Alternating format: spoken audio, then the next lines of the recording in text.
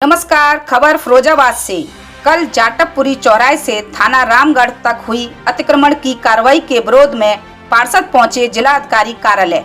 राष्ट्रपति के नाम लिखित ज्ञापन सौंपते हुए पार्षद बोले, मनमानी कर रहा है नगर निगम।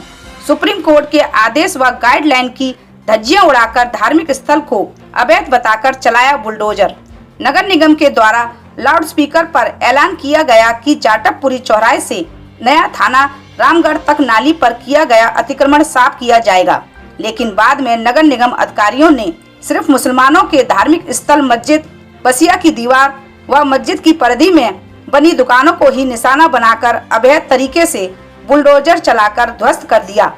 स्कूल एवं डॉक्टरों की सीढ़ियों को भी तोड़ दिया गया। छोटे छोटे बच्चे और मरीज कहां से होकर निकलेंगे। निगम की यह कार्रवाई सुप्रीम कोर्ट के आदेश का उल्लंघन कर धज्जियां उड़ाकर किया गया है। यह कार्य असंवैधानिक है। धार्मिक स्थल को पुनः निर्माण कराए जाने के आदेश जारी किए जाएं। कर्मचारियों पर कानूनी कार्रवाई हो। धार्मिक स्थल की दीवार एवं दुकानों को दोबारा बनाया जाए, उनको मुआवजा दिया जाए। कार्रवाई हुई जाटवपुरी चौराहे पे, वो निंदनीय कार्रवाई थी, क्योंकि उसमें जो जानकारी मिल रही है और हमने लगातार वीडियोस के माध्यम से भी देखा कि उसमें उन गरीबों का दुकानें उजाड़ी गई जो रोज रोटी रोजी का उनका जो साधन था उसको उजाड़ दिया गया। नगर निगम द्वारा जो जानकारी मिली है उसमें नगर निगम ने सिर्फ और सिर्फ अतिक्रमण हटाने के लिए नोटिस दिया था, ना कि दुकानों को तोड़ने के लिए। अगर वो मास्टर प्लान था तो उसकी जानकारी पहले से देनी चाहिए थी।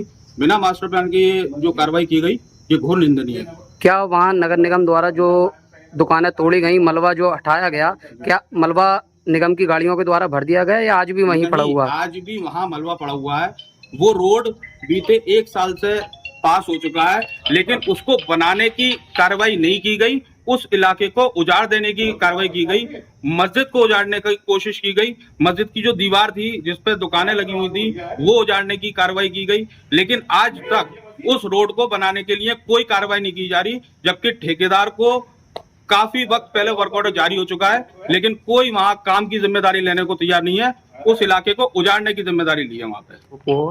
कल 25 तारीख को नगर निगम द्वारा जाटवपुरी चौराहे से रामगढ़ थाने का ये अनाउंस किया गया लाउडस्पीकर से कि नाली का अतिक्रमण साफ किया जाएगा, लेकिन नगर निगम अधिकारी, नगर आयुक्त, एक्सएन और भी जो अधिकारी थे, उन्होंने एक विशेष समुदाय के धार्मिक स्थल को निशाना बनाया गया और उसकी ये बता करके अवैध कर दिया गया कि अवैध है, जबकि नाली का प्रोग्राम था।